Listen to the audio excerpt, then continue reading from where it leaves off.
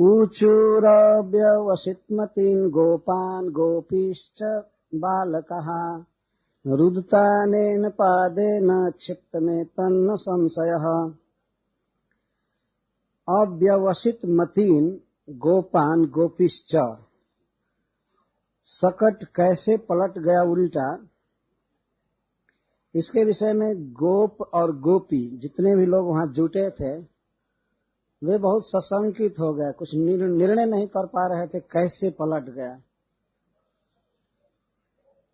तो बालका ऊचु, बालकों ने कहा रुदता अनेन पादेन क्षिप्तम एतन्न संशय, रोते रोते इसी ने पैर से मारा तो सकट पलट गया। तो वे लोग सुने तो सुखदेव गोस्वामी कहते न ते श्रद्धधिरे गोपा बाल भाषितम इत्युता। गोपों और गोपियों ने उनकी बात में श्रद्धा नहीं किया, न श्रद्धधिरे, श्रद्धा नहीं किए। क्यों कि बाल भाषितम, बच्चे का भाषण है, बच्चे की बोली है, अनुभवहीन बच्चों की बोली, जबकि वहां सबसे अधिक अनुभव उन्हीं लोगों का था, बच्चों का था। प्रत्यक्षे किम प्रमाणम, हरिश्री जी ने एक बार कहा है एक जगह कि वेद जितना सत्य प्रमाण है उतनी प्रमाणिक बात बच्चों की होती है। कुछ बढ़ाकर नहीं बोलते हैं न घटाकर, बिल्कुल सत्य बोलते हैं। अगर वेद के समान प्रमाणिक किसी का वचन है तो वो है बाल वचन, और वेद से भी अधिक प्रमाणिक वचन में बोल रहे हैं देख कर सामने, लेकिन गोप न श्रद्धा धीरे, वे श्रद्धा नहीं की। तो अप्रमेयम बलम तस्य बालकस्य न ते विदु, उस बालक के अप्रमेय बल को वे नहीं जानते थे।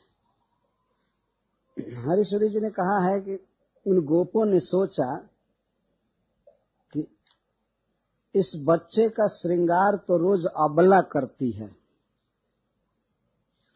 अबला अलंकृतस्यास कथम एवं विधम बलम, जो अबला की गोद में रहता है हमेशा और अबला श्रृंगार करती है तो उसको इतना बल कैसे हो सकता है। अबला मतलब माँ जसोदा स्त्री, तो इसलिए वे लोग विश्वास नहीं किए। इति अर्भक गिरी श्रद्धा न दधुर्जुक्त में वतत। तो ठीक है, गोपों ने श्रद्धा नहीं किया तो ठीक है, क्योंकि अबला के द्वारा पाला पोसा गया लड़का इतना बल कैसे अर्जन कर सकता है, तो ये युक्त बात है, नहीं माने।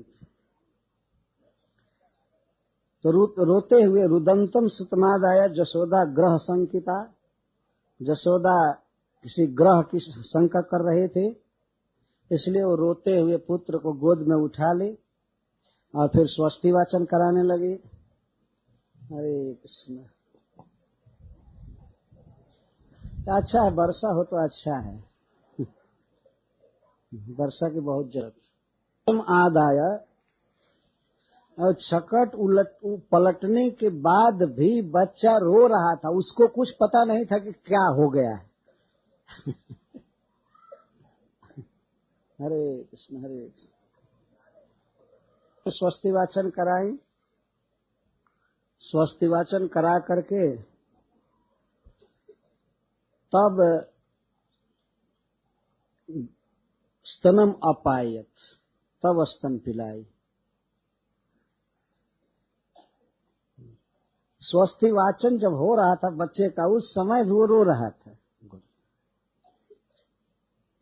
लेकिन दूध पिलाया नहीं जा रहा था। स्वस्ति वाचन हो गया तब मां ने दूध पिलाया।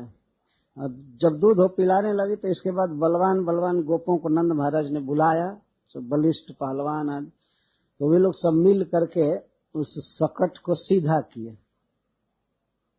ऐसे टूट गया था, लेकिन टूटे हुए पहिए से ही, ये चक्र अक्ष से ही सीधा किसी तरह किया गया, और सामान जो बिखरा था उसको एक किनारे किया गया, ढंग से किया गया। अब काहे को उत्सव होने जाए वहां। अब सब उस बच्चे को घेर लिए कि ये ठीक से है कि क्या होने लगा। उस दिन वो बक्की आई थी, पुतना आई थी, आज ये हो गया। इस तरह से बहुत बहुत उपद्रव आ रहे थे। पूर्वोत स्थापितम गोपै बलभि सपरिच्छदम विप्रा हुत्वार्चयन चक्रु दध्यक्षत को सांविधि। शकट को सीधा करके और फिर ब्राह्मणों के द्वारा पूजा कराई गई, देवता की, भगवान की या ग्रह शांति आदि के लिए जो कुछ किया गया। यह क्यों किया गया? क्योंकि गोप सब आपस में बात कर रहे थे, या यह सिद्धांत है कि जो किसी में दोष नहीं निकालते हैं, ब्राह्मण किसी गुणों में दोष नहीं निकालते हैं, जो झूठ नहीं बोलते हैं और जिनमें दंभ नहीं होता है, दूसरों को वंचित करने की, ठगने की प्रवृत्ति नहीं होती, और हिंसा, किसी को दुख नहीं देते, किसी के विकास से जिनके हृदय में कभी जलन नहीं होती, और जिन्हें सांसारिक पद पोजीशन के चलते कभी यह भाव नहीं होता कि मैं बड़ा हूं, तो उन ब्राह्मणों का दिया हुआ आशीर्वाद कभी विफल नहीं हो सकता। ये ब्रजवासियों का विश्वास, सत्यशीला नाम, जिनके सील में सत्य बसा हुआ है, सत्य ही जिनका सील है। संस्कृत में सील का अर्थ होता है जिस भाव में व्यक्ति हमेशा बना रहे, उसको सील कहते हैं। जैसे अनुशीलन, सीलन शब्द है, तो सील का अर्थ है, सत्यशील का अर्थ है जिनकी सत्य में अवस्थिति है। ऐसे ब्राह्मणों का दिया हुआ आशीर्वाद कभी विफल नहीं हो सकता। देखिए कितने श्रद्धालु हैं ब्रज के गोपगण। ब्राह्मण में, गुरु में सहज श्रद्धा है, किचकच नहीं है, कैसा ब्राह्मण है, कैसा गुरु है, ये है वो है, सहज श्रद्धा बनी हुई। यह सुखदेव गोस्वामी का वाक्य है कि सत्यशील, हिंसा विवर्जित, मान विवर्जित, असूया विवर्जित और क्रोध आदि से रहित, झूठ आदि से रहित ब्राह्मणों का दिया हुआ आशीर्वाद विफल नहीं होता। तो ब्राह्मणों में ब्रजवासियों की सहज श्रद्धा थी, स्वाभाविक। इसीलिए मां जसोदा ब्राह्मणों को बुला करके आशीर्वाद दिलवाने लगी बच्चे को। इति, ऐसा विश्वास करके, इति शब्द बता रहा है, इस बात पर विश्वास करके बालकम आदाय, फिर बालक को लेकर स्पेशल मंत्र पढ़े गए, हरे कृष्ण। खास करके बालकम आदाय, बालक को फिर से ले करके, तो सामवेद के मंत्रों से, ऋग्वेद के मंत्रों से और यजुर्वेद के मंत्रों से और पवित्र जल, पवित्र औषधि, अक्षत, दधि इत्यादि से, मधु इत्यादि से बच्चे को स्नान कराया गया, उसका अभिषेक किया गया फिर से, और स्वस्ति वाचन किया गया। और तब नंद महाराज अग्नि में हवन किए, यज्ञ किए और ब्राह्मणों को बहुत दान दिए। प्रादात अन्नम महागुणम, महागुणम अन्नम, जो शरीर को खाते ही स्वस्थ कर दे, ऐसा भोजन ब्राह्मणों को दिया गया। महागुणम मतलब बहुत स्वादिष्ट, और केवल स्वादिष्ट ही नहीं, शरीर में पुष्टि देने वाला अन्न दिया गया। इस कार्य में देर लगा, ऐसा नहीं कि तुरंत ही किया गया। जो पहले स्वस्ति वाचन किया गया तो किया ही गया स्पेशल, फिर दूसरे दिन ब्राह्मणों को बुलाया गया और उनसे यज्ञ कराया गया, अभिषेक कराया गया, और तेरे लोग आशीर्वाद दिए। गौएं दान में दी गई, गावह सर्व गुणोपेता, और वासह स्रग रुक्म मालिनी, और गौओं का श्रृंगार सोने की मालाओं से किया गया था, रेशमी वस्त्रों से। तो अपने आत्मज के अभ्युदय के लिए नंद बाबा ने ब्राह्मणों को दान दिया, और वे चान वजुंजता, वे लोग आशीर्वाद दिए। आशीर्वाद दिए कि यह बच्चा चिरंजीवी रहे, सुखी रहे।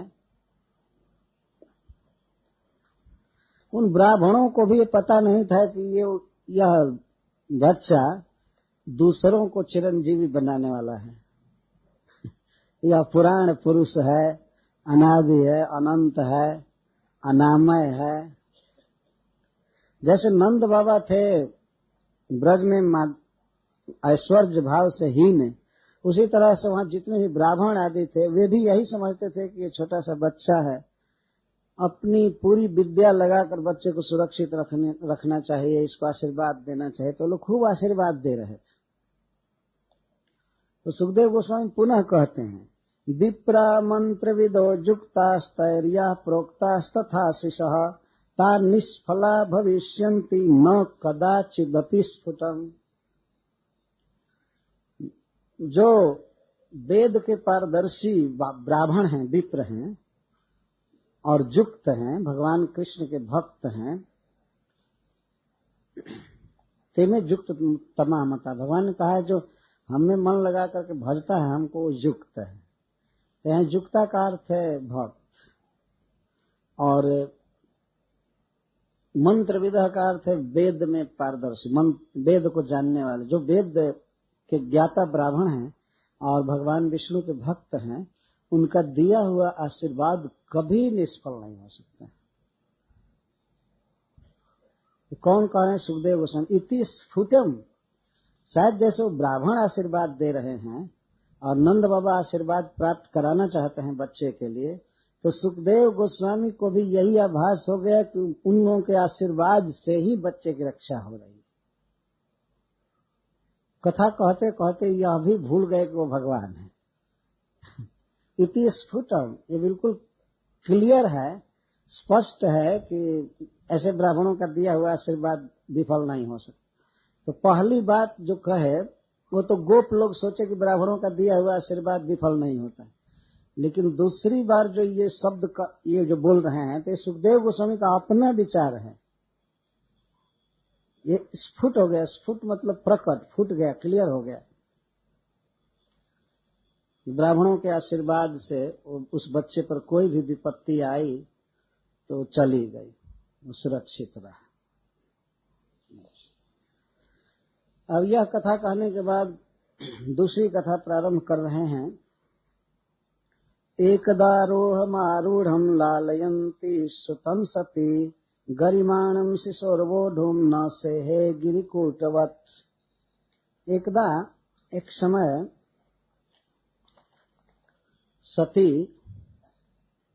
यशोदा सुतं लालयन्ति, आरोहम आरूढ़म, अंक में आरूढ़ है, अपने गोद में लेकर बच्चे को लालयंती, लालन कर रहे थे। लालन तीन तरह से कर रहे थे मुख्य रूप से।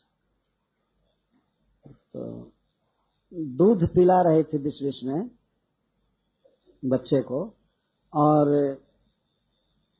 बीच बीच में उसके मुख को चूम रहे थे, चुंबन कर रहे थे, और कभी कभी उत्तोलन कर रहे थे, दोनों बाहों में लेकर ऐसे लेकर उत्तोलन कर रहे थे।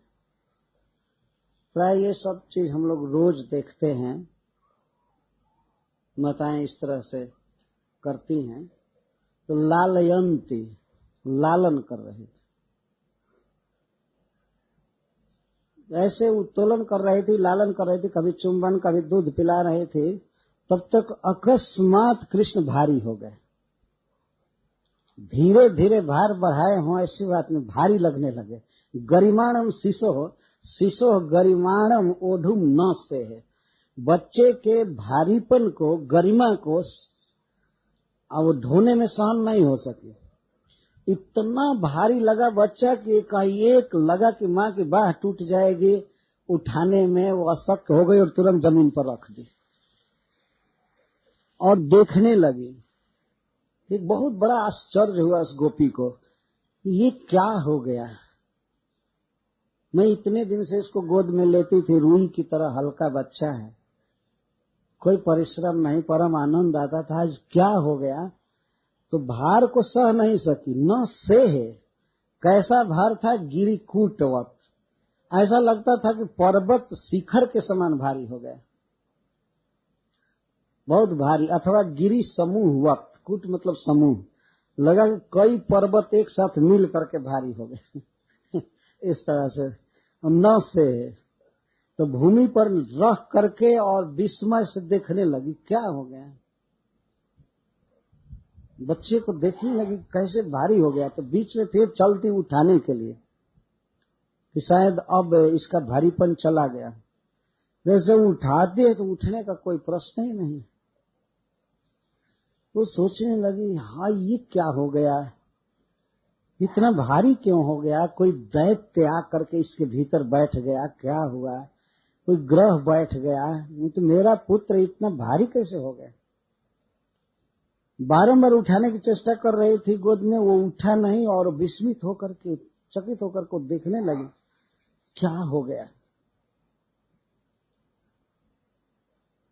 फिर उसने भगवान का ध्यान किया कि हे नारायण, यह मेरा पुत्र आपकी कृपा से प्राप्त हुआ है, अब आप ही इसके लिए कुछ कीजिए हे नाथ। महापुरुषम आदद्य, महापुरुष का ध्यान किया, जगतम महापुरुषम, जो जगत के ईश्वर हैं, भगवान हैं, सबको ठीक रखते हैं, सबका मंगल करते हैं, वे भगवान इस बच्चे की रक्षा करें। क्या हो गया है। लेकिन कुछ देर के बाद, मतलब कुछ ही क्षणों के बाद वैसे देखी और इसके बाद भगवान का ध्यान करने लगी, और बाद में उसने सोचा कि भगवान इसको ठीक करेंगे, अब इसकी सेवा के लिए जो कर्म है कर्म कर रहे। चली गई काम करने और बच्चा टहल नहीं रहा था, वो बैठ गया, चुपचाप बैठ गया, छोटा सा बच्चा। तो बैठ गया तो वो भी चकित होकर देख रही थी, और वो कुछ बोल नहीं रहा था, कुछ कर नहीं रहा था, भारी पर्वत की तरह होकर के बैठ गया। तो अपने काम धंधे में चली गई।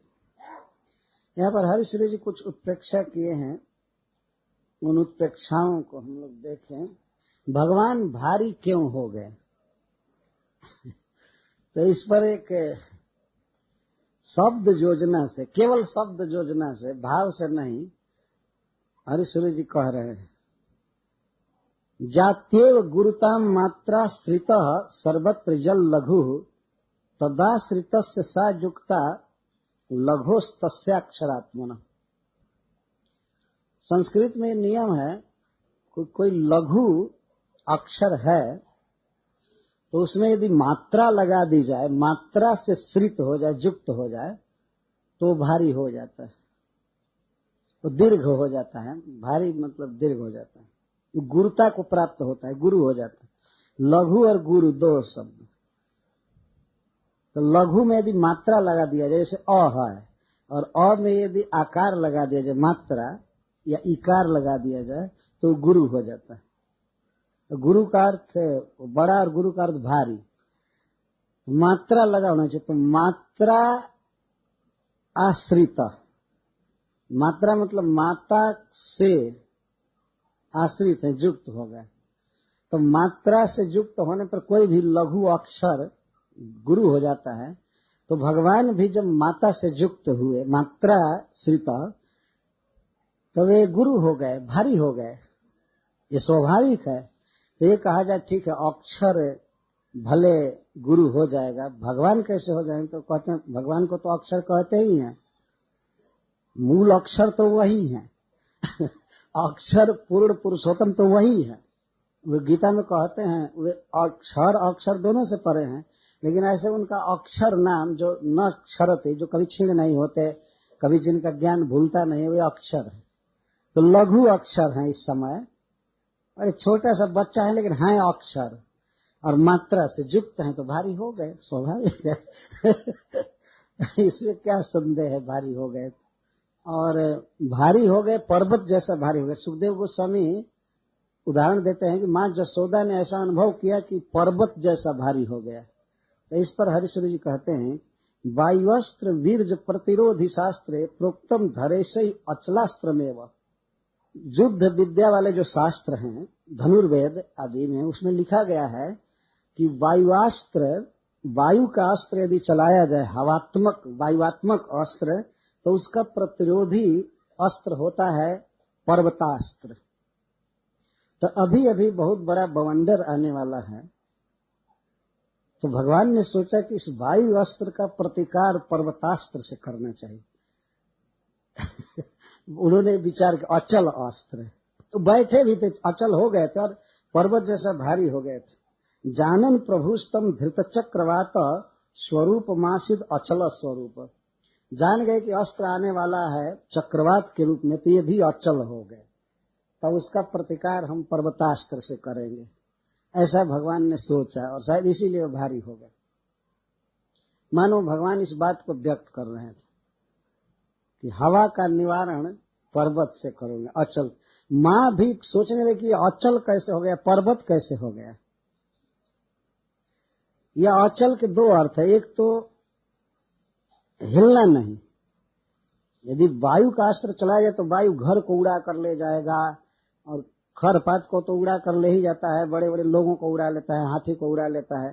तो भगवान अचल बन गए, तो कितना भी बवंडर आवे, कितना भी वायु का अस्त्र आवे, मैं हिलूंगा नहीं, इसलिए हो गया। अच्छा, तो मां ने धरती पर क्यों रख दिया उनको, पलंग पर क्यों नहीं रखा, बच्चे को भूमि पर क्यों रखा।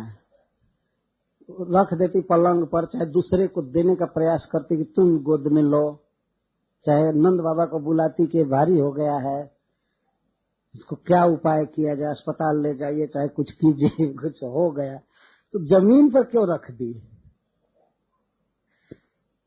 तो हरीश्वरी जी कहते हैं अहम विवेयम अपि प्रकृते धरा भवती धात्रपि सर्व जनावनी। माँ जसोदा ने सोचा कि जैसे मैं माँ हूं इसकी, तो यह धरा जो है सबको धारण करने वाली, ये तो सबकी माँ है और मेरा भी नाम धरा है, पूर्व जन्म में मेरा भी नाम धरा था और यह भी धरा है, तो नाम से भी दोनों में साम्य है। और यह सर्व जगत की धात्री है, सबको धारण करती है, तो हमको भी धारण की है।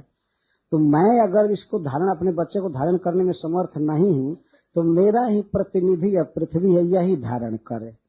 शायद ये सोचकर माँ जसोदा ने अपने बच्चे को धात्री पृथ्वी को, धरा को दे दिया। इस धरा में उस धरा में कोई भेद नहीं है, धरा ने दे दिया धारण करने के लिए, तुम धारण करो।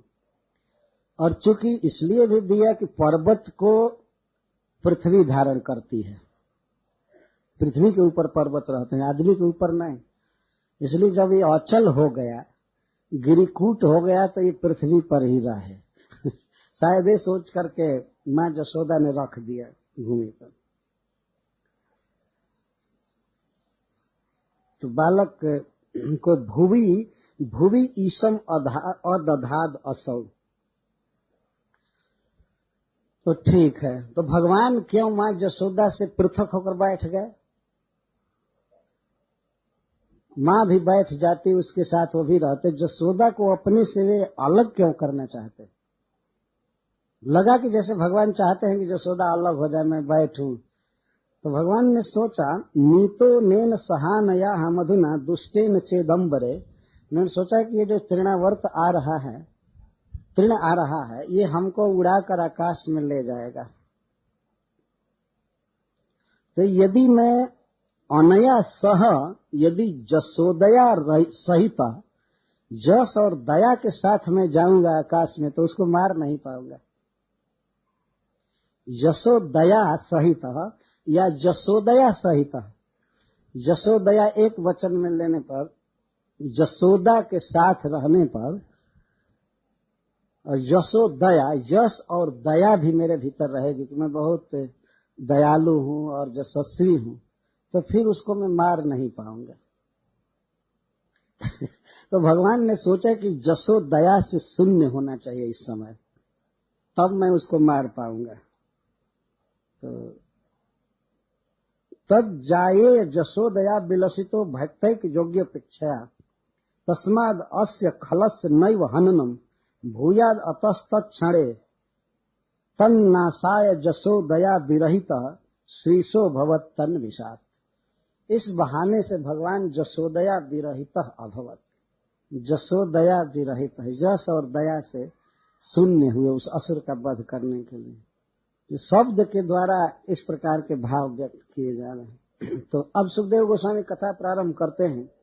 जब कृष्ण इस तरफ बैठ गए और मां जसोदा विष्णु का ध्यान करने लगी, बच्चे की रक्षा कीजिए, तो एक अनिष्ट है। दैत्यो नामना तृणावर्त कंस भृत्य प्रणोदित चक्रवात स्वरूपेण जहारासीनमर्भकम।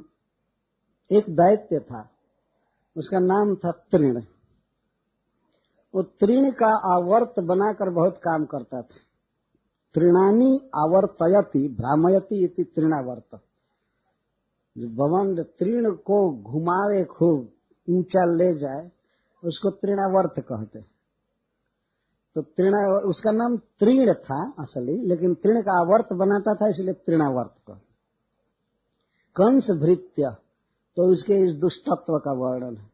तो कंस का भृत्य था। तो कंस का भृत्य कौन भल मानुष होगा, कौन अच्छा होगा? कंस भृत्य। और उस पर भी प्रणोदित, वो भेजा गया था कंस के द्वारा मारने के लिए।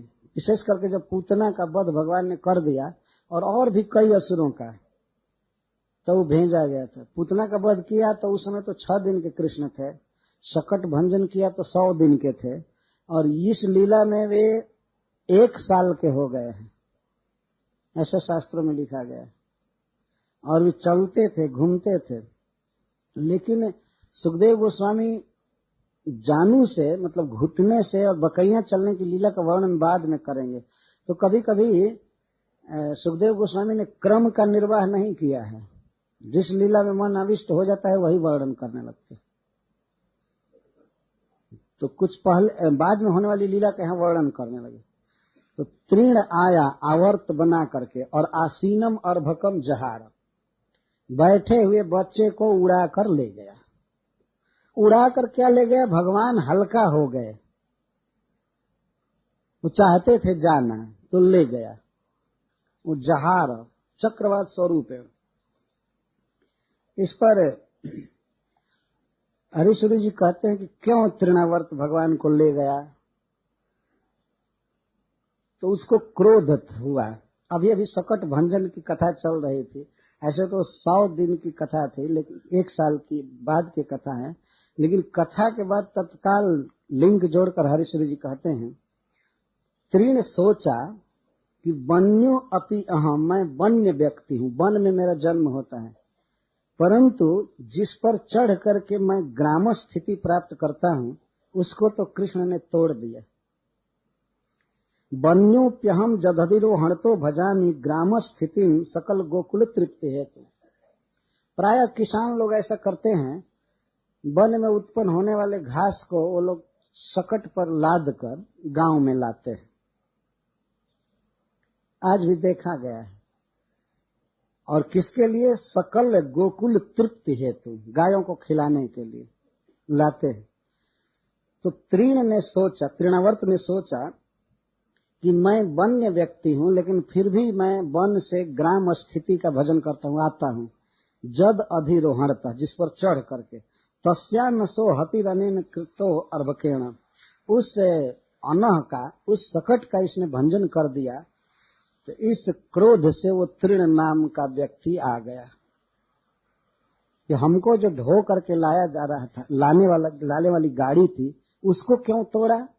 और वो भी लाया जा रहा था सकल गोकुल तृप्ति हेतु। मेरा कोई स्वार्थ नहीं था। मेरे नाम के, मेरे जाति के लोग आते थे, घास आती थी, तृण मतलब घास, और गोकुल के तृप्ति के लिए जिस पर लाद करके आते थे हम लोग, तो उस गाड़ी को इसने तोड़ दिया, इसलिए इसको मारेंगे। शायद तृण ने ये सोचा। और मन नामना जदहो तृणेन निखिलम संतोषितम गोकुलम, एक दूसरा कारण कह रहे हैं, मेरे नाम से, मेरी जाति से कृष्ण का सारा गोकुल संतोषित होता है। तृण खा करके सारी गौएं रहती हैं। देहस्यार्पणतोपि तत् प्रतिदिनम मद बैरिणम सेवत, देह अर्पण करके भी, घास सोच रहा है, तृण सोच रहा है, देह अर्पण करके भी मैं अपने बैरी की सेवा कर रहा हूं, बताइए। और इस पर भी उसने बैलगाड़ी को जिस पर हमारी सवारी थी उसको तोड़ दिया, तो का चिंता तदिहैवाधुना विधनोमि इति आप्त रोषस्त्रीण। तो अब क्या इसमें सोचना है, आज ही इसको मार दूं। उसको बड़ा क्रोध आया तृण को, और इसलिए वो आ करके समस्त गोकुल को पहले तो घेरा अंधकार से और पत्थर से मारने लगा। तो छोटे छोटे तिनके उड़ा करके पूरे गोकुल को मार रहा है। तो वही जो पालने वाला था उसने सोचा कि अब तक तो मैं अपना देह अर्पित करके सबको पाला हूं, लेकिन जब हमारे साथ इतनी कृतज्ञता की गई तो मैं अब गोकुल को छोड़ूंगा नहीं। तो आकर के सरकराओं से भवंडर से सबको पीटने लगा। गवों पर भी बालू उड़ उड़ कर पड़ रहा था। भाव ये दुख की बात है ना कि हमको ही खा करके अब तक सब जी रहे हैं और फिर भी हमारा साथ देने वाला जो सकट था उसको तोड़ दिया गया। ये सोच है। इस तरह की सूक्ष्म बातें सोचते हैं शब्द के आधार पर। न भगवान बैठ क्यों गए तृणावर्त के आने के पहले? हरीश्वरी जी इस पर लिखते हैं कि यदि कोई शत्रु अपने पास आ रहा हो तो पहले उठ करके उसका स्वागत करना चाहिए, और इस पर भी यदि वो दुष्टता करे तो उसका गला पकड़कर मार देना चाहिए। तो भगवान मानो उसका रिसेप्शन करने के लिए मां के गोद से उतर गए कि रोको रोको, शत्रु आ रहा है हमारे गोकुल में, हमारे घर में आ रहा है, तो इसका स्वागत करेंगे। लेकिन इसके बाद भी बदमाशी किया तो गला घोंट करके मार डाले। तो भगवान ने ये शिक्षा दिया। तो आया, कृष्ण को उठाकर ले गया। किस तरह उठा ले गया? तो गोकुलम सर्वमावृण्वन् मुष्णं चक्षुंसि रेणुभिः। सबसे पहले इतनी धूल उड़ाया ब्रज में और छोटी छोटी सरकराएं कि उससे समस्त गोकुल वासियों की आंखें बंद हो गईं, आंखों में धूल भर गई और बहुत घोर शब्द कर रहा था। दसों दिशाओं में धूल भर गई, शब्द व्याप गया। मुहूर्तम अभद गोष्ठम रजसा तमसावृतम। कुछ देर के लिए सारा गोकुल रजोगुण से भर गया, रज से भर गया। पहले रज से भरा, धूली से भरा, इसके बाद अंधकार से भर गया। चारों तरफ धूल छा गई तो अंधकार छा गया। सूर्य का प्रकाश थोड़ा ढक रहा था और इस कारण से सुतम जसोदा ना पश्य तस्मिन नस्तवती जत। तो जहां जसोदा ने कृष्ण को रखा था, जब ही बवंडर उठा त्यों ही जसोदा दौड़ी अपने बच्चे के प्रति। लेकिन इतना अंधकार छा, वो हर लिया था और वहां अंधकार छा गया था, धूली भर गई थी, इसलिए जसोदा जी ने बच्चे को देखा नहीं। बच्चा वहां था नहीं, तृणावर्त हर कर ले गया था। तो रजोगुण और तमोगुण तो वैसे ही भगवान को नहीं देखने देते, और पूरा गोकुल ही इंद्रिय समूह ही जब रजोगुण तमोगुण से व्याप्त हो गए तो अब कहां से भगवान दिखाई पड़ेंगे? जब गोकुल में रजोगुण तमोगुण छा गया तब अब कहां से भगवान दिखाई पड़ेंगे? जदात्मन अनिक्षणम धर्मो गोकुल से निसर्गज। ऐसे गोकुल का इंद्रिय समूह का निसर्गज धर्म है क्या? आत्म अनिक्षण, आत्मा का दर्शन नहीं होना, भगवान का साक्षात्कार नहीं कर सकना इंद्रियों का सहज स्वभाव है।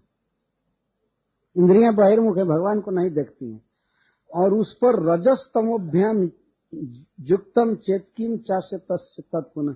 और एक तो इंद्रियां ऐसे ही भगवान को नहीं देख पाती हैं, भोगों में रहती हैं, और ऊपर से रजोगुण और तमोगुण भी छा जाए तो अब क्या कहना है कि वो कृष्ण को देखें? तो अब कहां से देख पाएंगे? तो कोई नहीं देख पाई, मां जसोदा नहीं देख पाई। तो नापश्यत कश्चनात्मानं परम चापि विमोहिता। फिर मां जसोदा दूसरे को देखने का प्रयास करने लगी, और कोई है जिसे अपना दुख कहूंगी तो दूसरा भी नहीं दिखाई दिया। न अपने को देख पाती थी ठीक से, अपने को भी नहीं देख पाती थी, क्योंकि आंख खोलने पर आंख में रजोगुण धूली भर जाती थी, इसलिए उसने बंद कर लिया आंख। आंख खोलने पर तो बहुत धूली उड़ रही थी, बालू के कण उड़ रहे थे, तब अपने को भी नहीं देख पा रही थी, ऐसे घूम रही थी, आंख खोलने में धूली पड़ रही थी। तो न अपने को देख पा रही थी न दूसरे को देख पा रही थी। इस तरह से तृणावर्त ने सरकरा उत्पन्न किया। पत्थर के छोटे छोटे टुकड़ों को सरकरा कहते हैं। बालू से थोड़ा बड़े बड़े होते हैं और रेता से बड़े बड़े होते हैं, सरकरा। तो इस प्रकार इति खर पवन चक्र 500 वर्ष है, बहुत जोर की हवा चल रही थी, चक्र हवा, और धूली वर्षा और सरकरा बरस रही थी, चारों तरफ आंखों में पड़ रही थी। तो मां अपने बच्चे को जब नहीं देखी, कृष्ण को नहीं देखी वहां, तो एकाएक उसकी चेतना विलुप्त होने लगी अतिशय शोक के कारण, और वह गिर पड़ी पृथ्वी पर, मूर्छित हो गई। और मूर्छित होकर के कुछ देर के बाद लगी विलाप करने, जोर जोर से रोने लगी, हाँ हाँ करने लगी, बहुत जब जोर से रोने लगी। और जब शांत हुई आवाज, तब दूसरी स्त्रियों ने सुना कि जसोदा रो रही। जिस गोकुल में कभी शोक नहीं है, आनंद ही आनंद है भगवान के आने के बाद, और अकस्मात कोई स्त्री और उस पर भी जसोदा इस तरह विलाप करने लगे, तो गोपियां दौड़ी हुई आकर देखी। सबसे पहले वो लोग ये देखने लगे कि बच्चा कहाँ है, बच्चे के लिए ही वो रो रही होगी माँ। तो उन लोगों ने खोजा घर में, इधर उधर, कहीं उस बच्चे का पता नहीं था। तो वे सब भी समवेत रूप से रोने लगी जसोदा के साथ, वे भी छाती पीट करके रोने लगी। उस समय आंधी शांत हो गई थी। तब एक घरों में देख रही थी, इधर उधर ढूंढ रही थी, कोई घर से बाहर दौड़ी कि गली में तो नहीं है, यमुना के तीर पर नहीं है, कहाँ है क्या है, लेकिन कहीं जब पता नहीं मिला तो वे भी बड़े जोर से विलाप करने लगे। रुदितम अनुनिशम्य तत्र गोप्यो भृशम अनुतप्त धियोश्रुपूर्ण मुख्य, अश्रुपूर्ण मुख्य, वे रो रहे थे। रुरुदु अनुपलभ्य नंद सूनुम, नंद नंदन को अनुपलभ्य, वहां न प्राप्त करके सभी गोपियां रो रही थी। पवने उपारत 500 वर्ष बेगे, उस समय पवन रुक गया था, बवंडर शांत हो गया था। तो इधर तो सब लोग रो रहे हैं, भगवान इधर सबको रुला रहे हैं और सभी रो रहे थे। नंद बाबा आए, इसके बाद ब्रज के अन्य गोप सब आए, सब रो रहे थे। कृष्ण का पता ही नहीं कहाँ चला गया, क्या हो गया। सब गिर करके पृथ्वी पर छाती पीट पीट करके हा हा विलाप कर रहे थे, रो रहे थे। तो भगवान ने देखा कि हमारे विरह में, हमारे अदर्शन के कारण सब इतने दुखी हैं, तो वे आकाश में जाकर अब तृणावर्त को मारने की सोचे। तो तृणावर्त शांत रहे, वात्या रूप धरो हरन। तृणावर्त बहुत जोर से आकाश में गया, कुछ दूर तो नभो गतः, आकाश में गया, लेकिन भगवान धीरे धीरे अब अपना भार बढ़ाना चालू किए, तो उसकी गति शांत होने लगी। रजा, उसका वेग जो था वो शांत होने लगा, अब आगे नहीं बढ़ सका और जाते थे बिल्कुल शांत हो गया। वात्या रूप धरोहरन, कृष्णम नभो गतो गंतुम ना सकनो भूरी भार पे। लेकिन भार, वजन इतना बढ़ा दिया कृष्ण ने कि अब वो आगे बढ़ने में समर्थ नहीं हो सका।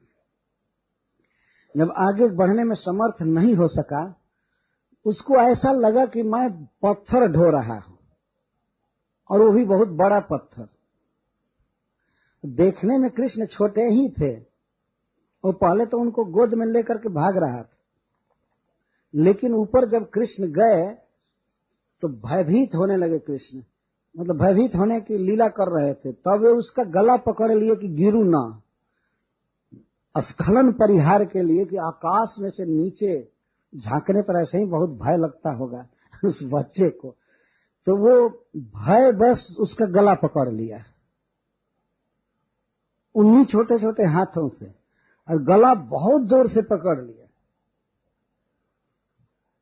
और ये मान रहा था कि मैं तो पर्वत ढो करके चल दिया, मैं तो बहुत भूल किया, पर्वत ढो करके जा रहा हूं। तो छुड़ाने की कोशिश करने लगा, बच्चे को हटा करके और पटक कर भागने की चाहता था, आकाश में से उसको छुड़ा कर नीचे पटक दूं, ये मर जाए और मैं भागूं। लेकिन बच्चा इतना जोर से गर्दन पकड़ा कि अब इसको प्रयास भी नहीं कर सका तृणावर्त।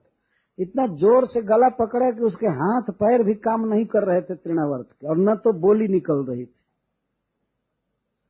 भगवान इसीलिए उसका एक गला पकड़े और सोचे पूतना जैसा आवाज नहीं करना है, नहीं तो फिर सब लोग गिर जाएंगे, मूर्छित हो जाएंगे, वज्रपात जैसा होगा। भगवान पहले ही सोच ले कि इसको शांति से मारना है, भयंकर आवाज न करने पाए, इसीलिए पहले दोनों हाथ से गला पकड़ लिए और झूल गए थे वो गिरने के डर से। वो तो अपनी रक्षा करना चाहते हैं और बाहर से ऐसा नहीं लग रहा है तो भगवान उसको मारना चाहते हैं, पकड़े हैं। गले गृहित उत्सृष्टुम ना सकनो अद्भुतार्भ।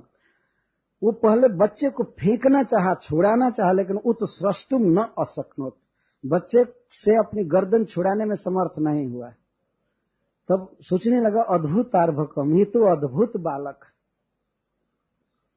ये तो अद्भुत बच्चा है, ये सोचने लगा। गल ग्रहण निश्चेष्ट, इतना जोर से भगवान ने उसका गला पकड़ा कि वो निश्चेष्ट हो गया, हाथ से पैर सब पीट भी नहीं रहा था, छटपटा भी नहीं रहा था, छटपटाने की भी शक्ति नहीं रह गई। दय तो निर्गत लोचना, और उसके आंख में जो नेत्र पिंड होते हैं वो बाहर निकल आए। तो इसका मतलब वो मर गया, जो मरने की नौबत में आ गया। अव्यक्त रावह, और उसके मुख से ध्वनि थोड़ी भी व्यक्त नहीं हो रही थी, शब्द नहीं निकल रहा। इसी पर श्रीपद सनातन गोस्वामी ने लिखा है कि भगवान इसलिए बिल्कुल गला दबा दिए हैं कि यदि ये आवाज करेगा तो बहुत भयंकर आवाज होगी और ब्रजवासी फिर दुखी हो जाएंगे।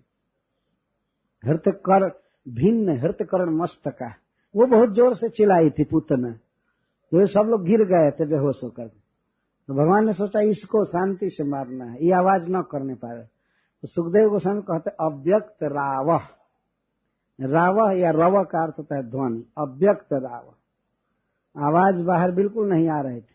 और न्यपतत सह बालो व्यसुर ब्रजे, वो बच्चे के साथ ही गिरा ब्रज, व्यसु हो गया, वी असु विगत असु, उसके प्राण चले गए आकाश में ही, और बच्चे के साथ ब्रजे न्यपतत, ब्रज में गिरा। सुखदेव गोस्वामी उसी को करेंगे वह गिरा, ये नहीं करेंगे बच्चे ने गिराया, क्योंकि बच्चा तो अपनी जान बचाना चाहता है, तो वही गिरा और उसके गिरने के साथ साथ बच्चा उसके गर्दन को पकड़ करके गिर रहा है। और वो कहां जाए बच्चा आकाश में, सोचने की बात। तो वह गिरा।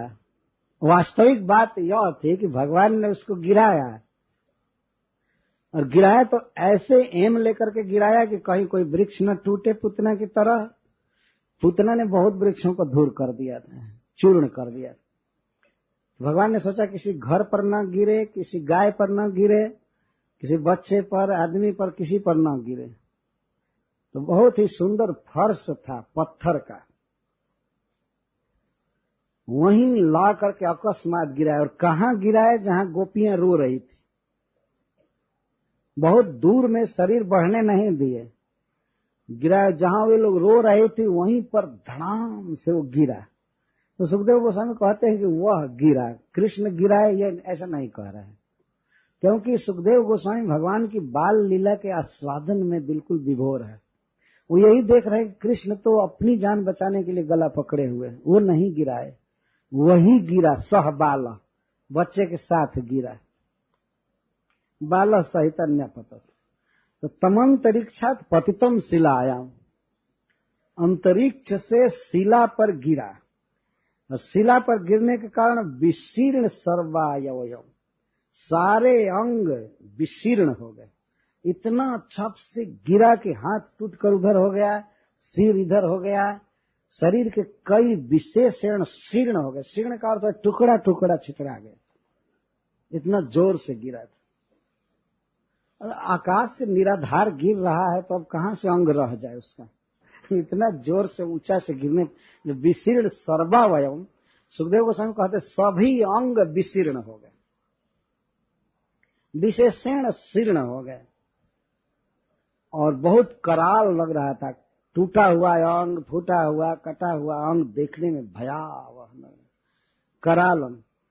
पूरम जथा रुद्र शरेण विद्धम, ऐसे वो गिरा था जैसे पूर्व काल में भगवान शिव के बाणों से त्रिपुर गिरे थे, 3 नगर गिरा था मैदानों के द्वारा बनाया, उस तरह से वो गिरा था। ये भयानकता का वर्णन कर रहे हैं। स्त्रियों रुदत्यो ददृशु समेता, तो वहीं स्त्रियों के पास गिरा, स्त्रियां तो रो रही थी, वो सब विलाप कर रहे थे, तब तक वहीं पर हवाई दुर्घटना हो गई, वहीं जहाज गिर पड़ा।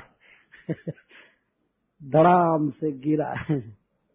अच्छा, ये गिरा तो इधर उधर बहुत सरका नहीं, जीर्ण शीर्ण हो गया, और कोई शरीर का टुकड़ा किसी गोपी पर नहीं लगा, किसी गाय पर नहीं लगा।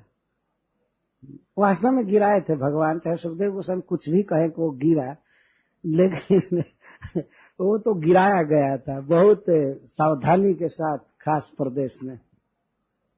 स्त्रियां रो रही थी। जब वो गिरा तो गिरे हुए उस असुर के गले को पकड़े हुए बच्चे को देखा तो वे दौड़ी, उनका रोना एकदम खत्म हो गया। बच्चे को देखते ही वो दौड़ी और रोते हुए, वे रो रही थी और रोते हुए जा करके ले करके गोद में उठा ली बच्चे को। अरे बच गया बच्चा, कैसा है क्या है। फिर वही स्वस्ति वाचन, फिर वही गोबर से तिलक और सब चालू की, जैसे पूतना के समय चालू की थे। गाय का पूंछ फिराना, फिर गोरज का धूली से मालिश करना, मलना शरीर को, गाय के मूत्र से स्नान और गाय के गोबर से तिलक, ये सब करके फिर वही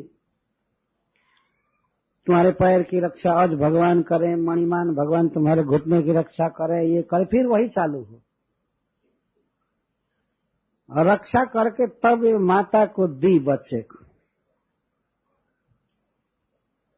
पूरम जथा रुद्र शरण विद्धम स्त्रियों रुदत्यो ददृशु समेता। सुखदेव गोस्वामी कहते हैं जथा रुद्र शरेण, रुद्र के बाण से जैसे पहले पूर गिरा था त्रिपुर, वैसे वो गिरा। ये केवल गिरने के विषय में दृष्टांत दे रहे हैं, ऊपर से अकस्मात गिरे थे। तो प्रादाय मात्रे प्रतिहृत विस्मिता, गोपियां विस्मित थी। ये छोटा सा बच्चा और इतना बड़ा असुर ये गिर गया, मर गया, और बच्चा सुरक्षित है। तो कृष्णम च तस्यो रसि लंबमानम, कृष्ण उसके उर पर लंबमान था, अभी लटके हुए थे। उसका शरीर बड़ा था तो उसको पकड़ करके लटके थे, जैसे कोई पेड़ की कोई शाखा पकड़ करके लटका हो, गिरे ना गिरे। तो गोपियों ने ऐसे उसको उतार लिया, उसके विशाल शरीर से उसको उतार लिया और ले करके तब मात्रे प्रादाय, माता को दिया। और तम स्वस्तिमंतम पुरुषादनीतम विहाय सामृत मुखात प्रमुक्तम। उन लोगों ने देखा कि बच्चे का कोई शरीर कटा नहीं है, कुछ नहीं, स्वस्तिमान है, जैसे था वैसे है। फिर स्वस्ति वाचन वगैरह सब करके और उसको ठीक की।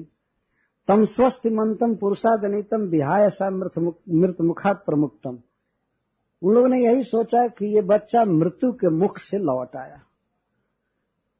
ये तो मृत्यु के मुख में भीतर जा चुका था, लेकिन चबाया नहीं मृत्यु ने, ये निकल कर मुख से आ गया। स्वस्तिमंतम, स्वस्तिमान है। तो गोप्यश्च गोपा क्लेनंद मुख्या लब्ध्वा पुनः प्रापुरति व मोदम। तो गोपियां और गोप भी, नंद प्रधान गोप सब अतीव मोदम प्रापु, बहुत खुशी हुई, आनंद बढ़ गया। तो पहले कृष्ण को देख करके जितना आनंद होता था उससे अधिक आनंद अब हो रहा है कि कृष्ण का कुछ हुआ नहीं। तो भगवान क्षण क्षण में दुख देते थे, शोक देते थे विरह का, और फिर कई गुना आनंद दे करके सब पूरा कर देते थे। तो बहुत आनंद प्राप्त हुआ, अतीव आनंद। तो आपस में गोप लोग क्या बात करते हैं, यह बात बहुत महत्वपूर्ण है इस विषय में। अहो बतात्यद्भुतमे स रक्षसा बालो निवृत्तिम गमितो भ्यगात पुनः।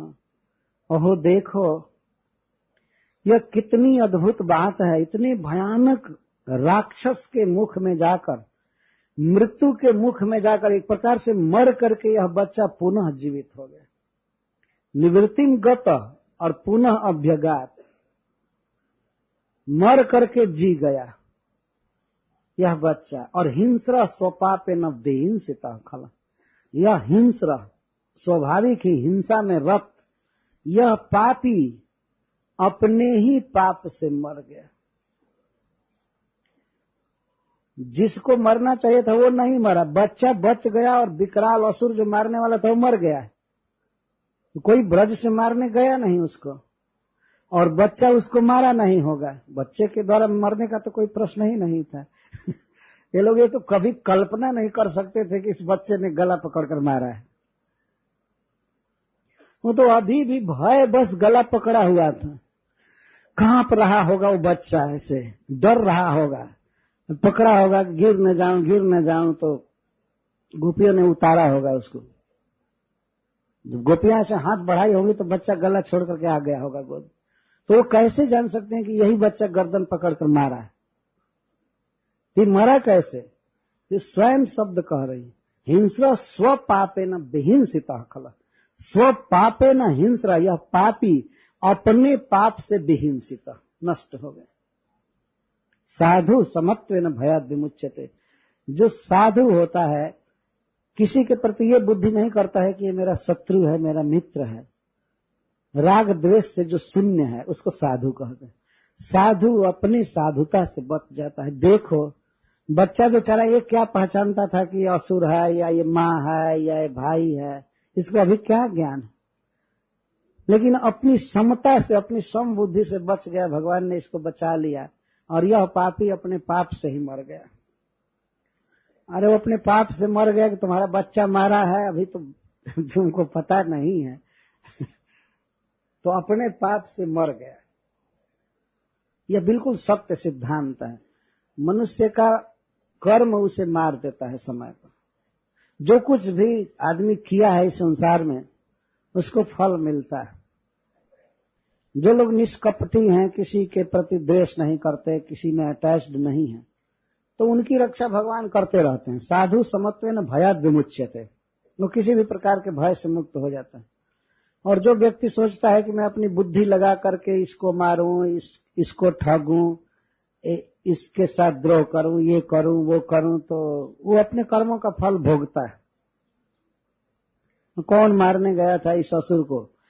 कौन इसको बुलाने गया था? ये बच्चा को ले गया, लेकर के भागा और मर करके यहीं आ गया। आश्चर्य की बात थी। पहले वो लोग खूब खोजे थे, बच्चा कहाँ ले गया, कहाँ चला गया, कुछ पता नहीं था। तब तक अपहरण करने वाला मर करके लाया, उपस्थित कर दिया बच्चे को। मर भी गया, बच्चा को उपस्थित कर दिया।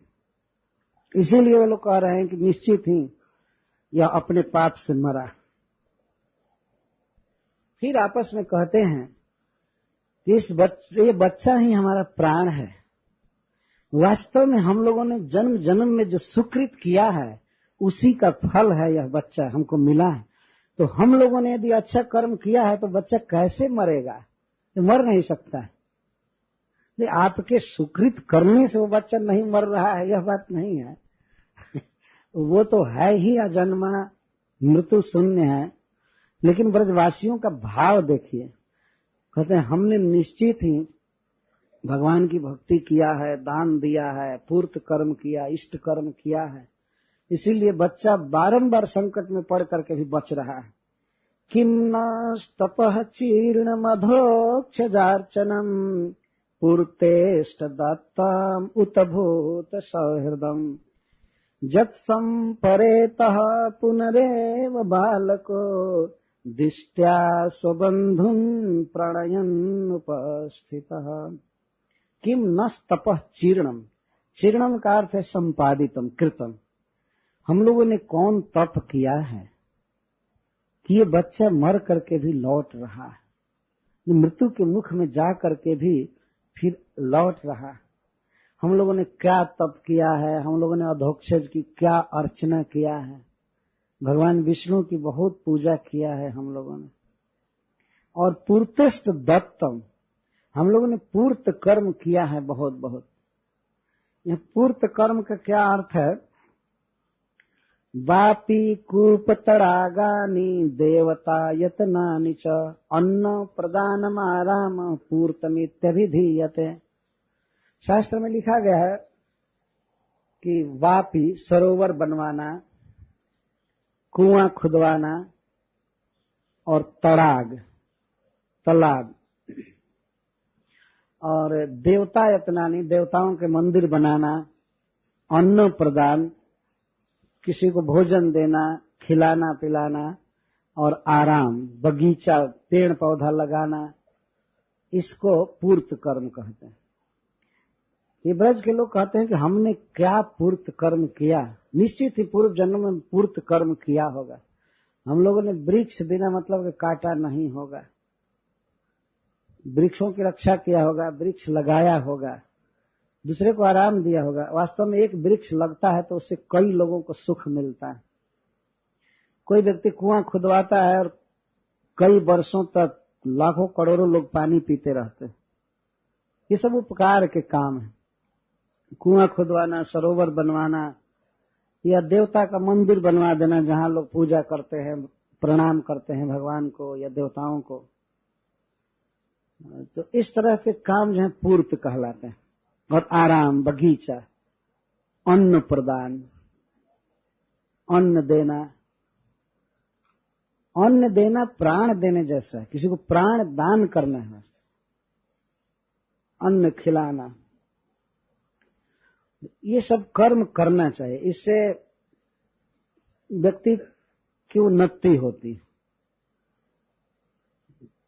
भगवान कृष्ण से अर्जुन ने प्रश्न किया है गीता में कि कुछ लोग कहते हैं कि जो अध्यात्म में अग्रसर हो जाता है उसको यज्ञ दान तप नहीं करना चाहिए, और कुछ लोग कहते हैं कि करना चाहिए। इस विषय में आपका क्या विचार है?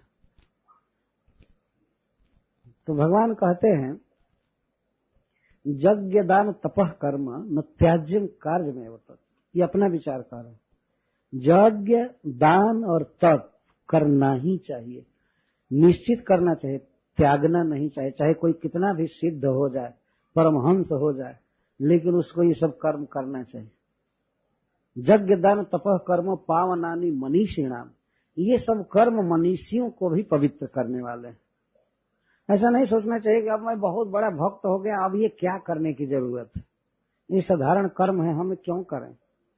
भगवान बोल रहे गीता में पावनानि मनीषिणाम, मनीषियों को भी ये पवित्र करती।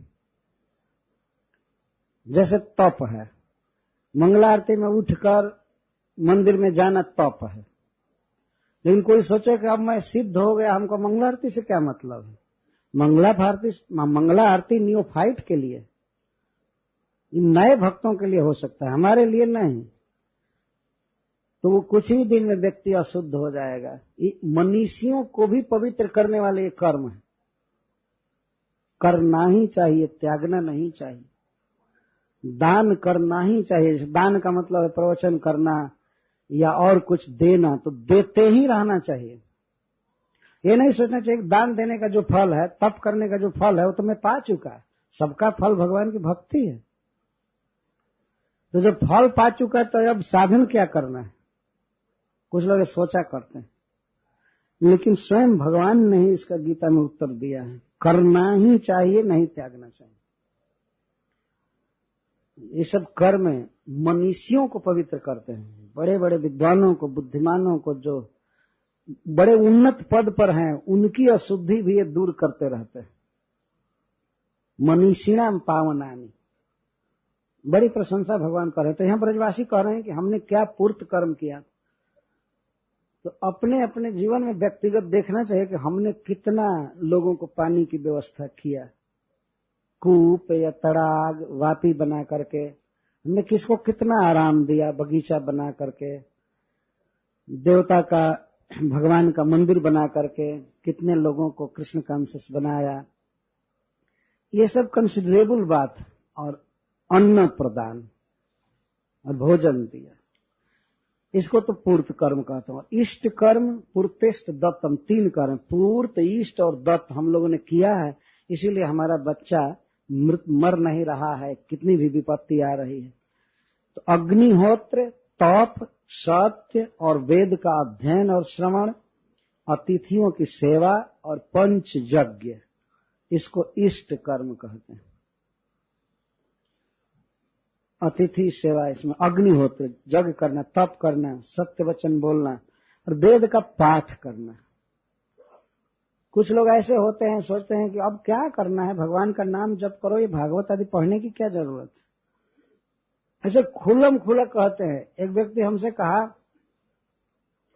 कि कई टन ज्ञान की अपेक्षा एक छटाक आचरण बढ़ करके है। छटाक अब के लड़के नहीं जानते होंगे, ग्राम शब्द से कहिए। पहले हम लोग जानते हैं छटाक और शेर। ग्राम मान लीजिए कि 5 ग्राम आचरण हो जीवन में और कई टन ज्ञान, वो लोग कहते हैं, तो उस ज्ञान की अपेक्षा आचरण बड़ा है। ऐसा कहने वाले इसलिए कहते हैं कि ये प्रवचन आदि अब मत सुनो, करो, लेकिन उनको पता नहीं है कि ये सुनना ही करना है। महाराज परीक्षित भागवत सुन करके इसके बाद जी करके कुछ किए हो, ये बात नहीं है, बल्कि और जितना किए थे सबका फल था सुनना। सब करने के बाद पैसा कमाए, सब किए, तो थोड़ा आराम से बैठ करके सुनिए। लेकिन लोग कहते सुनने से क्या होगा, करोगे नहीं तो। ये पागलों का उद्गार है वास्तव में। उन लोग सोचते नहीं कि क्या हम बोलने जा रहे हैं।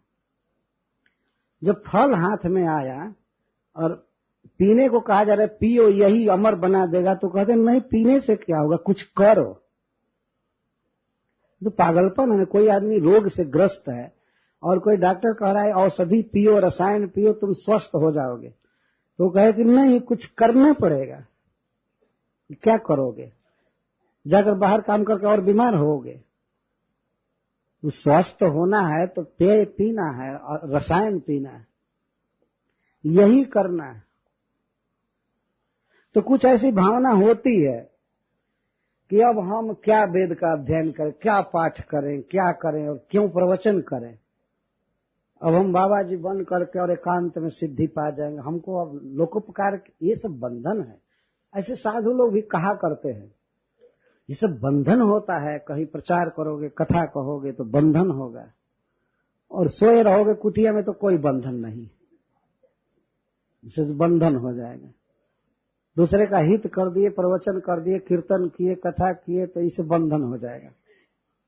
बंधन हो चाहे कुछ भी हो, जब भगवान की आज्ञा है तो करना है। भगवान ने तो अर्जुन को यहां तक कहा, सुख दुखे समय कृत्वा लाभा लाभौ जया जयौ। सुख मिले चाहे दुख मिले, लाभ हो चाहे घाटा हो जाए, चाहे जय प्राप्त करो चाहे तुम मर जाओ, लेकिन यही करना है तुमको। हमारा जो काम है वो करना है। ये नहीं विचार करना है कि इसके ये हो जाएगा, वो हो जाएगा, वो हो जाएगा। ये क्या विचार करना है। जो ड्यूटी दी गई है तो दी गई है। एक पहरेदार की ड्यूटी है रात में खड़ा होना, तो खड़ा होना है। अब उसको क्या विचार करना है, ये हो जाएगा, वो हो जाएगा, ये हो जाएगा। तो भगवान ने काम बांटा है हम लोगों को, उपकार करना ही है, प्रचार करना है, चाहे बंधन हो चाहे कुछ भी हो। अभी इस प्रसंग में कथा हो सकती है आज उखल बंधन में। हरीश्वरी जी लिखे हैं कि भगवान बंधे थे लेकिन फिर भी वे प्रीचिंग करके 2 व्यक्ति का उद्धार कर दिए। नलकुबर और मणिग्रीव का। स्वयं बद्ध थे तो उद्धार कर दिए, बाद में नंद बाबा आकर के खोल दिए उनको। तो हरीश्वरी जी कहते हैं इसी तरह से अपने प्रारब्ध बंधन में बंधा हुआ व्यक्ति यदि प्रचार करके दूसरे का बंधन खोलता है, भले अपने बंधा हो, तो उसका बंधन कोई न कोई खोल देता है भगवान की कृपा से। तो कृष्ण बंधे थे लेकिन दूसरे का बंधन खोल दिए, तो उनका बंधन भी भगवान की कृपा से खुल ही गया। उनके पिताजी ने खोल दिया। तो ये नहीं देखना चाहिए कि मैं बंधा हूं, मैं क्या करूंगा, कैसे करूंगा। प्रचार करना ही चाहिए, बंधा हो चाहे मुक्त हो। इसको इष्ट कर्म कहते हैं। तो ब्रजवासी जन कह रहे हैं कि हमने क्या दूसरे का हित किया है, इष्ट कर्म किया है। अतिथियों की सेवा और बलि वैश्य, दूसरे जीवों को जो भाग दिया जाता है खाने से पहले, उसको बलि वैश्य कहते, खिलाना। और दत्त किसको कहते हैं? दान शरणागत संत्राणम, अपनी शरण में कोई आ गया हो तो उसका संत्राण करना। कोई रोगी है, बेचारा सफर कर रहा है, दुख भोग रहा है, उसकी दवाई यदि किसी ने करा दिया, उसका शरीर ठीक हो गया, तो इसको कहेंगे शरणागत का संत्राण किया। ये नहीं सोचना चाहिए कि ये ठीक हो जाएगा तो फिर ये करेगा, वो करेगा, ये करेगा। ये हमको नहीं सोचना है, हमें अपना कर्तव्य करना है। तो कोई रोगी है, रोग से तड़प रहा है, तो उसके रोग को दूर कर देना, उसके लिए पैसा खर्च करना पड़े कर देना, सुसंत्राण कहते हैं। शरणागत का संत्राण। कोई दीनहीन है, भूखा दुखा, कपड़े का अभाव है, दवाई का अभाव है, ज्ञान का अभाव है, दीन है, हमारी शरण में है, तो उसको ज्ञान देना, उसको सब तरह से सुखी करना, इसको कहते हैं शरणागत संत्राण। और भूतानाम चाप्य हिंसनम, किसी जीव को दुख न देना, सबको सुख देना। इस प्रकार के जो दान हैं, जो दिए जाते हैं, उसको दत्त कहते हैं। तो ब्रजवासी कहते हैं कि हमने निश्चित ही पूर्त कर्म किया होगा, इष्ट कर्म किया होगा और दान दिया होगा। भूत सौहृदम, जीवों का हित किया होगा बारंबार, इसीलिए यह मर करके एक प्रकार से मृत्यु के मुख में जा करके भी बच्चा हम लोगों के सामने आ गया, प्रणयन उपस्थित, हम लोगों को प्रसन्न कर रहा है, हमें सुख दे रहा है और हमारे सामने उपस्थित। तो दृष्टवाद्भुतानि बहुसो नंद गोपो बृहद बने, वसुदेव बचो भूयो मानयामास विस्मितः। नंद महाराज ने इस प्रकार के और भी बहुत से विपत्ति देखा ब्रज में, बृहद बने, महावन में। तब वे वसुदेव जी के वचन में बहुत श्रद्धा किए। ये वसुदेव जी ने जो भविष्यवाणी की, निश्चित ही वे सब सत्य हो रही हैं, सर्वज्ञ हैं, वे हमारे बहुत बड़े हितैषी हैं। मुझे गर्व है कि हमारे भाई इतने भविष्य दृष्टा हैं, ज्योतिषी हैं, जो मथुरा से बता दिए थे कि यहाँ पर ये विपत्ति आएगी। यहाँ बहुशः शब्द बता रहा है कि पूतना और शकट या तृणावर्त जैसे और भी अनेक संकट आए, लेकिन सुखदेव गोस्वामी वो सब कह नहीं रहे, क्योंकि महाराज परीक्षित को तीसरे दिन शरीर छोड़ना है। तो 2 दिन में ये इतनी कथा बढ़ाने लगेंगे तो और कथाएं नहीं आ पाएंगी, इसलिए बहुत छोड़ दिए।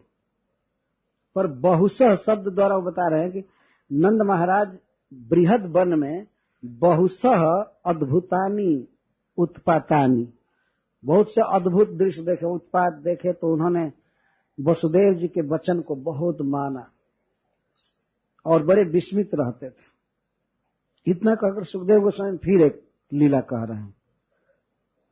एकदार्भकमादाय स्वांकमारोप्य भामिनी, प्रश्नुतम पायामास स्तनम स्नेह परिप्लुता।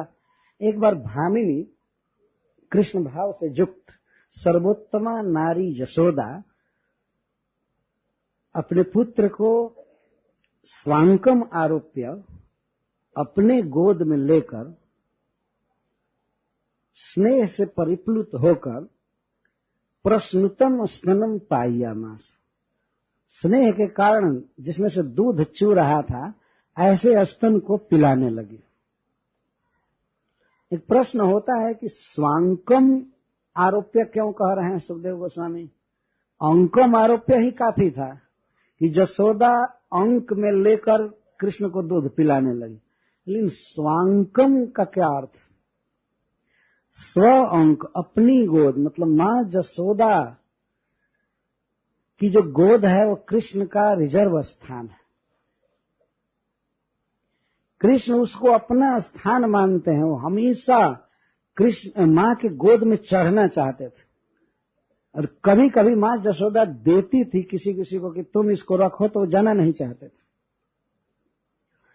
इसीलिए वो जानती थी कि हमारे अंक में, हमारी गोद को बच्चा पसंद करता है, हमारा पुत्र हमारे गोद को पसंद करता है। इसी भाव की रक्षा सुखदेव गोस्वामी स्वांकम शब्द से कर, स्व अंकम, अपने अंक में लेकर के, और स्नेह परिप्लुता प्रश्नुतम स्तनम, स्नेह में भर करके पिलाने लगी। पिलाने लगी, बहुत देर तक पिलाती रही। पिलाते पिलाते बच्चा लगभग जब पी लिया, पीत प्राय पी लिया, बच्चे इस तरह से दूध पी लेते हैं तो फिर भी वे एकाएक ऐसा नहीं बताते हैं मां को कि अब हो गया। माँ भी प्रतीक्षा करती है कि ठीक है पी लिया, लेकिन फिर उसका मन करता है तो 2-4 सेकंड में फिर पीने लगता। इसलिए सुखदेव गोस्वामी यह नहीं कह रहे हैं कि पी चुका, पीत प्रायम, लगभग पेट भर चुका था लेकिन बीच बीच में फिर पीने लगता था और उसको तृप्ति नहीं हो रही थी, लेकिन लगभग पी चुका था।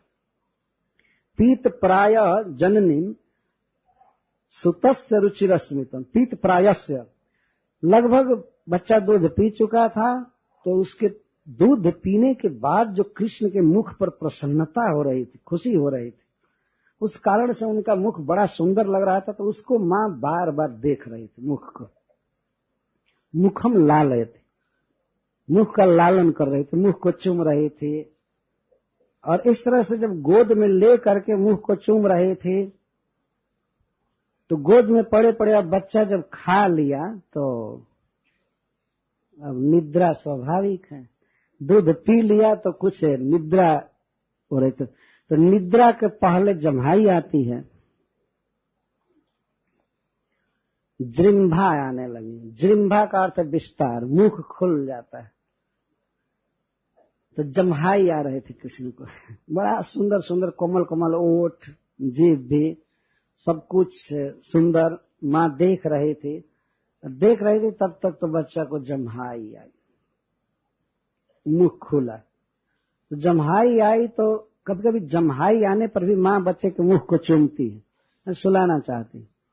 जम्हाई आई तो ध्यान से वो देखने लगी, मुख के भीतर पूरा विश्व दिखाई देने लगा, जैसे टीवी के स्क्रीन पर कुछ दिखाई देने लगे।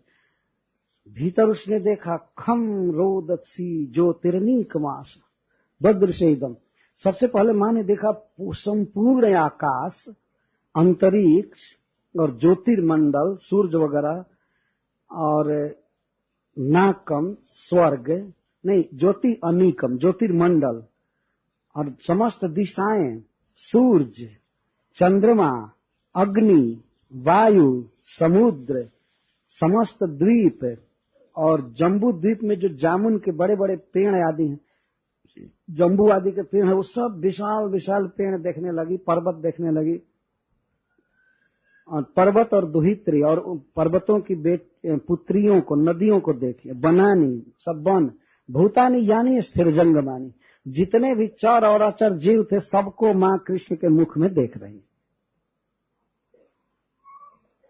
तो देख करके वो बड़े विस्मित हो गई, उसका थरथर शरीर कांपने लगा, उसका कलेजा कांपने लगा, शरीर कांपने लगा। साविक्ष विश्वम सहसा राजन संजात बेपथ, ये सब देखकर भय से जी कांपने लगा कि हाय हमारे बेटा को क्या हो गया, हमारे पुत्र को क्या हो गया, लगता है इसके मुख में कोई दैत्य, कोई भूत प्रेत बैठ गया, वही ये सब दिखा रहा है, हाय हाय ये मैं क्या देख रही हूं। और वो आंख बंद करके सम्मिल्य मृग सावाक्षी नेत्रे आशित सुमीर, अब उसको ज्यादा देर तक देख नहीं सकी, वो आंख बंद कर ली। मां यशोदा जिस समय अपनी आंखों को बंद कर रहे हैं तो सुखदेव गोस्वामी कह रहे हैं उसकी आंखें ऐसी सुंदर थी जैसे मृग के बच्चे की आंख होती है, बड़ी बड़ी। चकित हो गई थी आंख पहले, बोले विस्फारित नेत्रों से देख रही थी, तो उस समय उसकी आंखें मृग साव के, मृग के बच्चे के आंख जैसी हो रही थी, तो उसको उसने बंद कर लिया, फिर हाथ से भी बंद कर लिया, ऐसे जैसे उसे देखा नहीं गया कि बच्चे के मुख में इतनी गड़बड़ी हो, इतनी खराबी आ जाए, ये सारा जगत, ये सारा मिट्टी, सूरज, पवन सब इसके भीतर, इसको देख नहीं सकी और विस्मित हो गई और आंख बंद कर ली। जब आंख बंद कर ली तो इसके बाद कुछ देर के बाद खोली तो देखी कि बच्चा सो गया और उसके मुख में कुछ नहीं है। फिर जब जगा तब मुख देखने लगे तो कुछ वो जीभ, दांत आदि के अलावा कुछ नहीं था, उसके भीतर कुछ भी नहीं था। मतस्तानी सर्वभूतानि न चाहम ते स्वस्थित, भगवान गीता में कहते हैं सब कुछ मेरे भीतर है और कुछ भी मेरे भीतर नहीं है। हरीश्वरी जी कहते हैं कि जब से भगवान भारी हुए थे तब से माँ हमेशा सोचा करती थी कि इसकी कहीं चिकित्सा करानी चाहिए, ये एकाएक भारी क्यों हो गया था। आजकल जो लोग बहुत भारी हो जाते हैं तो योगा सीखते, मैं थोड़ा वजन कम कराते। तो माँ भी सोच रही थी कि अब कैसी भारी हो गया, इसको क्या कराऊं। तो उसके बाद वो फिर हल्के ही हो गए थे, लेकिन चिंता बनी रहती थी। तो भगवान शायद उसकी चिंता को दूर करना चाहते थे कि माँ, मैं क्यों भारी हूं तुम नहीं जानते हो, सारा संसार मेरे भीतर यही कारण है कि मैं भारी हूं। शायद इसको दिखाना चाहते थे। हरीश्वरी जी ने इस पर भी बहुत से उत्प्रेक्षाएं की हैं, उसको हम पढ़ना चाहते हैं। तो वो तृणावर्त पत्थर पर क्यों गिरा?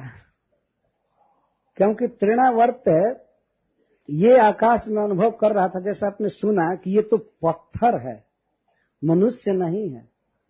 पर्वत शिखर जैसा भारी लगने लगा। तो अंत में उसे पत्थर का ध्यान आ रहा था, तो जैसी मरण के समय मति रही वैसी गति हुई। पत्थर का ध्यान कर रहा था तो पत्थर की गति हुई पत्थर पर गिरा। ये स्वाभाविक है।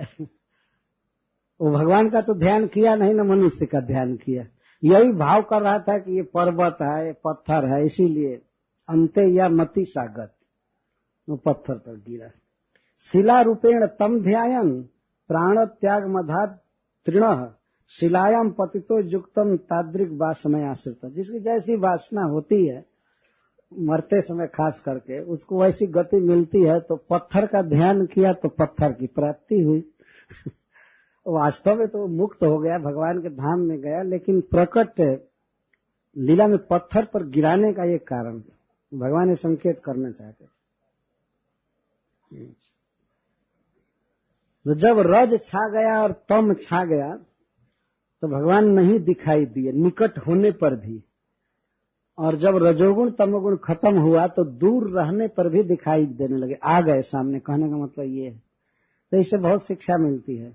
रजस तम सांद्रमिदम ही गोकुलम तदांति कस्थोपि विभुर्न गोचर तच्छांततायाम तु परोक्षि गोचरो अस्तेवम अभिव्यक्त मिदम चरित्र। इस चरित्र से व्यक्त किया गया कि जब रजोगुण और तमोगुण छाया था तो निकट होते हुए भी कृष्ण दिखाई नहीं दे रहे थे, और जब रजोगुण तमोगुण दूर हुआ, रज और धूलि और अंधकार, तो दूर रहने पर भी आ गए, फिर प्रत्यक्ष हो गए।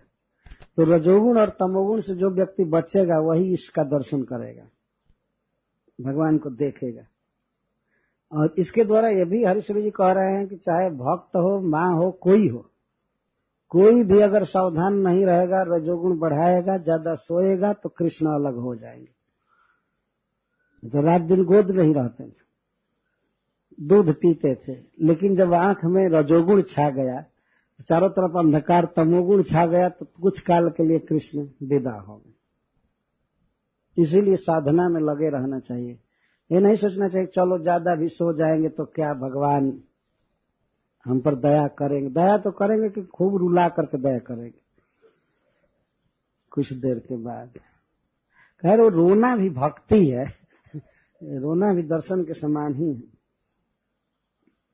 तो भगवान ने मुख में क्यों ब्रह्मांड दिखाया? अर्जुन को तो अपने देह में दिखाया था, और मां को अपने मुख में दिखा रहे हैं। इसका क्या कारण है? तो हरीश्वरी जी इस पर उत्प्रेक्षा करते हैं। या मदीय जननी सा नूनम अस्ति जगतो निखिलस्य चिंतयनिति विश्वमुखेन स्तनपानम करोत किमुतस्य। भगवान ने सोचा कि जो मेरी जननी है, और मैं जगत पिता हूं, तो जो मेरी जननी है वो सबकी जननी है। इसलिए भगवान ने विश्वमुख से स्तनपान किया। सारा विश्व उनके साथ पी रहा था। इसका मतलब ये है, मां जशोदा का दूध सारा विश्व पी रहा था, विश्वमुख से पिए। विश्वमुख के दो अर्थ हुए, जिसके मुख में विश्व है, या विश्व ही जिसका मुख है उससे पिया, ये अर्थ है। या विश्वमुख का मतलब है मुख के साथ सारा विश्व था। तो जशोदा सबकी जननी है, तो सभी दूध पीने के लिए व्याकुल थे भी वास्तव में, कि मां जशोदा की छाती का दूध कैसा है जिसको भगवान पीते हैं, हमको भी महाप्रसाद मिलता तो भगवान ने दिखाया वो सारे विश्व के साथ वो पी रहे थे। उसके बाद भाव यह है कि माँ जसोदा को दिखाना चाहते थे कि अब तक जो मैं तुम्हारा दूध पी रहा था मैं आगे भी पीऊंगा, तो सारे विश्व के साथ पी रहा हूं, अकेले नहीं पी रहा। कभी कभी माँ ऐसे चकित होती थी कि कितना दूध पी रहा है कि पेट में गड़बड़ी न हो जाए, कितना पी रहा है। हरिश्चंद्र जी ये भी लिखे हैं कि इसी शंका का समाधान करने के लिए भगवान ने मानो दिखाया कि माँ अकेले थोड़े पी रहा हूं, सारा विश्व तुम्हारा दूध पी रहा है। यह वो दिखाना चाहते थे। जदंतर गतम मनागपि न दर्शनीयम पराग, इसका भाव मैं कह रहा हूं। भगवान ने सोचा कि जो व्यक्ति हमसे जैसा प्रेम करता है मैं वैसा प्रेम करता हूं उससे, ये मेरी प्रतिज्ञा है। तो जो माँ अपने अंतरंग का दूध हमें पिला रही है, कोई कपट हमारे साथ नहीं है, तो मेरे भी भीतर जो कुछ है दिखा दो, मैं क्यों कपट करूं। जब ये हमको इतना प्यार दे रही, स्नेह कर रही है, हृदय से लगाकर अंतरंग हृदय की बात, हृदय का रस दे रही है, तो मैं क्यों भीतर की छिपाऊं। वो भी माँ से, गुरु से, बड़ों से नहीं छिपाया जाता है। हरिश्चंद्र जी कहते भगवान ने सोचा तो मैं क्यों छिपाऊं, उन्होंने भी पूरा दे दिया, दिखा दिया कि हमारे पास भी ये चीज है, माँ से नहीं छिपाना। और भगवान ने यह भी सोचा कि जब माँ अपना सारा तन मन धन अर्पण मुझको की है, इसको पास जो कुछ भी इसने अर्पण किया है, दिखाया है, अपना असली स्वरूप इसका क्या है माँ का उसने प्रकट किया है, तो मेरा भी मुख्य रूप जो है इसको दिखाना चाहिए। मुख्य रूप का मतलब है मुख में जो रूप है वो, और मुख्य माने प्रधान रूप। मुख्य रूप, मुख में जो रूप उभरा है वो दिखाना चाहिए और प्रधान रूप दिखाना चाहिए, बाकी नहीं रखना चाहिए। तो गौड़ रूप दिखाकर क्या करूंगा, मुख्य रूप दिखाना चाहिए इसको। भगवान ने ये सोचा माँ के साथ छिपाव नहीं करना। इस प्रकार भगवान के बहुत से भाव थे, और भी कई कई इनके भाव हैं, लेकिन संस्कृत बहुत कड़ा है। तो इस प्रकार भगवान ने अपने माँ को विश्व रूप दिखाया। इसके पीछे कई कई कारण थे, लेकिन इसके बाद ऐसी स्वाभाविक मुद्रा में हो जाते थे कि माँ यही समझती थी कोई भूत प्रेत उस समय अटैक किया होगा, तो फिर ब्राह्मणों को बुला करके स्वस्तिवाचन विश्व रूप देखने के बाद भी फिर ब्राह्मण जुटते थे। तो ब्राह्मणों का 24 घंटे यही काम रहता था, वो भी लगे हुए थे कृष्ण की किसी तरह रक्षा होनी चाहिए। वो भी वेद शास्त्र पढ़ते थे, किस मंत्र से रक्षा करेंगे, ऐसे करेंगे, ये करेंगे, वो करेंगे। उनका चित्त 24 घंटे उस बच्चे में लगा रहता था, हमेशा इसी उपाय में रहते थे, बच्चे को बचाना है, करना। तो ये रूप देखने के बाद फिर माँ बुलाई ब्राह्मणों को, फिर उनको भोजन कराना, दान देना है, करना हो करना। एक बार एक भक्त हमसे पूछा कि ये ब्राह्मण इतना दान लेकर रखते कहाँ होंगे। रखते कहाँ होंगे, ब्राह्मण भी दान देते रहते थे। ददाती प्रतिगृहणाति, ब्राह्मण का मतलब नहीं को इकट्ठा कर करके और जमा रखे किसी को न दे, वो जो पाता है वो देता रहता। ब्राह्मण का एक काम, दान सबका धर्म है, कुछ ही लोगों का नहीं। तो इस प्रकार ये माधुर्य की लीला है, जिसमें बीच बीच में ऐश्वर्य तो वो दिखाते ही रहते थे, तो उससे केवल चमत्कार भर होता था, कोई प्रभाव नहीं पड़ता था ब्रजवासियों पर। कोई ये कभी नहीं कहा कि ये भगवान, चाहे लाख ऐश्वर्य दिखावे। वो जानते थे बस हमारे घर का लाला है, ये है, कोई भूत प्रेत अटैक कर रहा है। और कभी कोई रक्षक हो जाती थी तो कहते